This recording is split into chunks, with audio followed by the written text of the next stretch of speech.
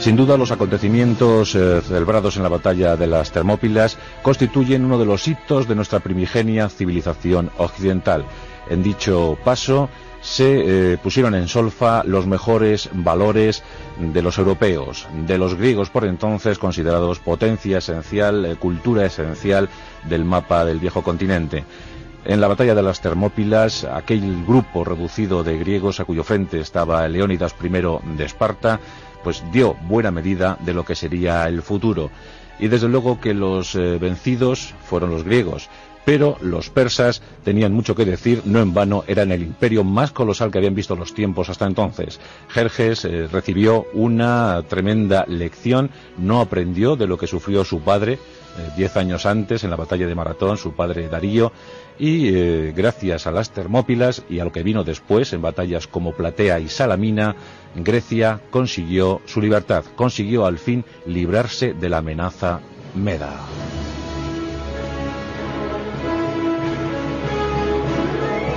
Pero retrocedamos un poquito más en la cronología humana y vamos a ubicarnos en el siglo XI a.C. En dicho tiempo, los dorios, uno de los eternos pueblos griegos, tomó posesión de Lacedemonia. En la actualidad, esa región llamada Laconia apenas tiene 3.500 kilómetros cuadrados, y a fe que era un territorio difícil y de escasa población. Aún así, los dorios se implantaron, sometidos siempre a la hostilidad de las tribus locales, a la rigurosidad climática y a la sensación de verse amenazados de forma constante por todos los que le rodeaban. De ese modo, los dorios crearon un sentimiento, un espíritu de grupo que les haría prevalecer ante cualquier peligro externo. Fue la forja sin duda de la idiosincrasia espartana. Por eso los espartanos fueron herederos de aquellos dorios. Lacedemonia es un territorio sometido a la defensa de un valle, el valle del río Eurotas, a unos 32 kilómetros y medio del mar, pero un valle de muy fácil defensa, de gran parapeto para sus moradores.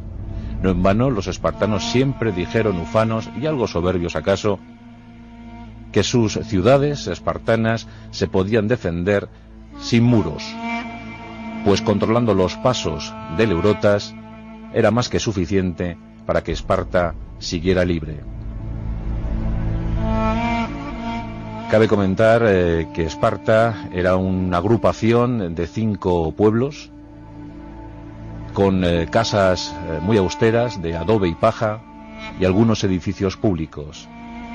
Su población nunca fue numerosa, y aún menos debido a las estrictas medidas que se adoptaban en torno a los discapacitados. La máxima altura de aquel valle del Eurotas era el monte Teigeto, y los espartanos tenían por costumbre, por terrible y fatídica costumbre, arrojar desde las alturas del Teigeto a todos aquellos considerados incapaces, imperfectos. De esa guisa, discapacitados físicos y psíquicos eran eliminados sistemáticamente. Eso contribuyó, está claro, a la merma de la población, amén de las numerosas bajas contraídas siempre en los cuantiosos conflictos bélicos que libraba Esparta. Cuando Roma tomó definitivamente Esparta en 146 a.C., justo cuando se libraban combates en Hispania contra las tropas de Viriato, pues en ese tiempo Esparta cayó casi sin oposición porque apenas quedaba gente para defenderla. Tal era la rigurosidad a la que eran sometidas las gentes de Esparta. Y es que vivían en permanente contacto con la guerra. La contienda era su leitmotiv, el lema, lo que les impulsaba a seguir un año más, un mes más, un día más, un minuto más. Y en consecuencia se preparaban desde bien pequeños. En Esparta existían 3 clases sociales. Por un lado los homoi, los iguales, los ciudadanos libres que podían pertenecer al ejército, a las instituciones públicas, a las acciones de gobierno para Esparta. Por otro lado estaba una especie de burguesía o de clase media conformada por ciudadanos de tribus o de ciudades asimiladas por Esparta, prisioneros de guerra que quedaban en libertad con la única condición de no tomar las armas jamás. Y finalmente estaban los ilotas, los esclavos, los que siempre llevaban la peor parte. Como digo, nunca fueron numerosos los espartanos. En el siglo VII a.C. se pudo constatar un número de 9.000 hoplitas. Los hoplitas eran los guerreros de la época, la infantería de la época, pues esos 9.000 integraban el ejército de Esparta. En el siglo V, centuria en la que se dio el combate de las Termópilas, el ejército espartano apenas llegaba a los 8.000 efectivos.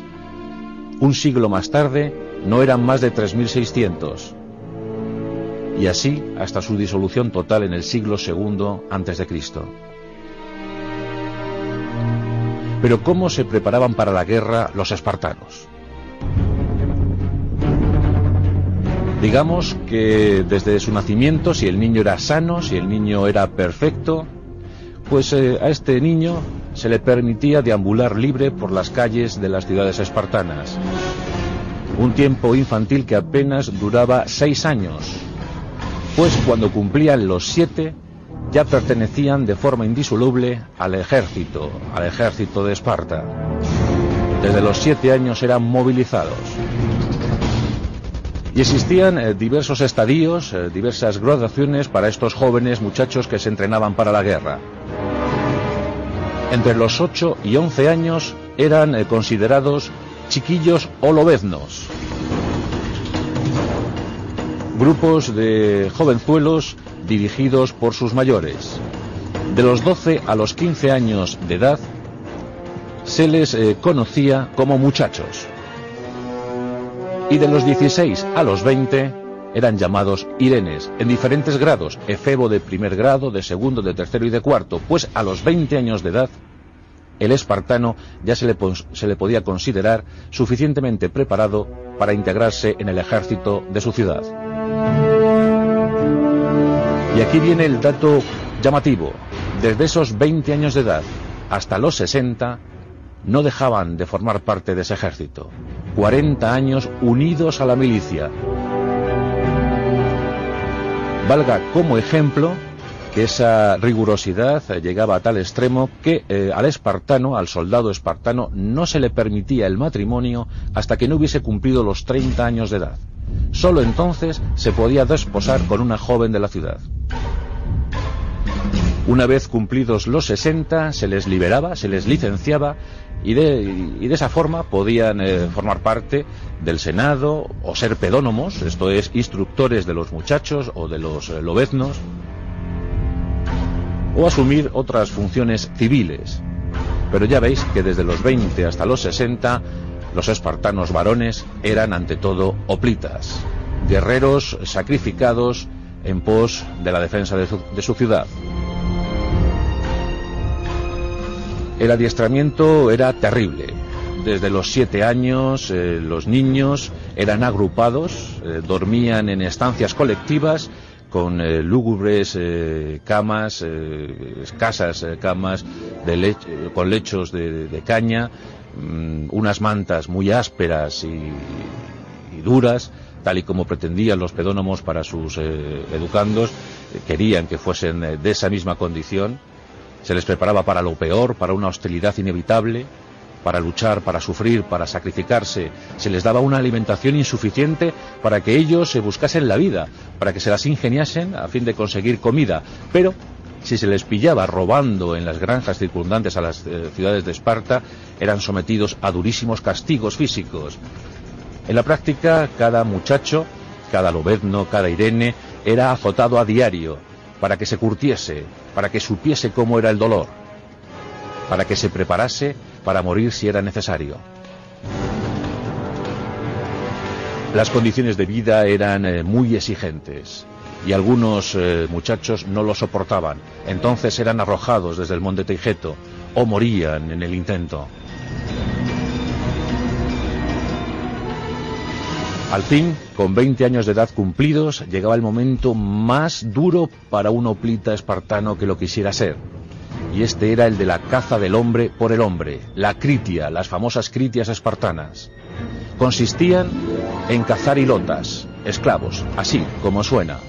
Al hilota se le daba una oportunidad de ser libre. Si conseguía escapar, pues podía ser libre. Pero casi siempre los aspirantes a hoplitas daban caza a sus presas y mataban a sus hilotas. Era el momento de asumir el rango de hoplita. Había matado, había tenido su baño de sangre. El hoplita era abrazado por sus compañeros y ya podía formar parte del ejército. Un ejército que, como antes mencionábamos, no era muy numeroso. En los tiempos de las Termópilas eran apenas unos 8.000 efectivos que se distribuían en divisiones. La unidad táctica esencial del ejército espartano era el logos. El logos estaba liderado por un logodas y bueno, pues este hombre, que en la actualidad en el ejército griego vendría a ser un capitán, mandaba 100 hombres, 2 compañías, cada compañía tenía 50 hombres, 50 hoplitas, y estas 2 se agrupaban en un logos. Finalmente, 6 logos formaban una división, el equivalente a un batallón de la actualidad. Esa era la forma de combatir, de guerrear de los hoplitas, los cuales estaban sumamente instruidos en el manejo de las armas de la época.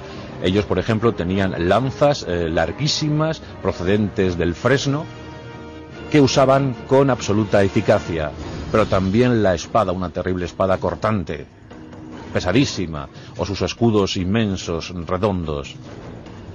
Y es el escudo también motivo de un ritual que se daba en Esparta antes de que los hoplitas partieran al combate. Se cuenta que las madres orgullosas, al ver a sus hijos armados, preparados para la guerra, entregaban el escudo de guerra a sus vástagos con una frase: volverás a Esparta con esto o sobre esto. De esa manera indicaban a su hijo que solo podrían regresar a su ciudad natal con honor. Y eso suponía volver portando el escudo tras la victoria o encima del escudo, muerto por el enemigo. Solo se podía regresar con gloria. En el siglo VI a.C., Esparta adoptaba de forma definitiva la monarquía. En ese tiempo otras ciudades como Atenas, Tebas, pues habían ya empezado o habían iniciado su avance hacia la democracia. En cambio, Esparta quiso ser monárquica. La diarquía era el uso más habitual: 2 reyes, uno destinado a la administración civil, a las cosas de la ciudad, y otro a la guerra. Leónidas I se encontraba en semejante condición. Era el rey encargado de guerrear, de defender a Esparta con las armas.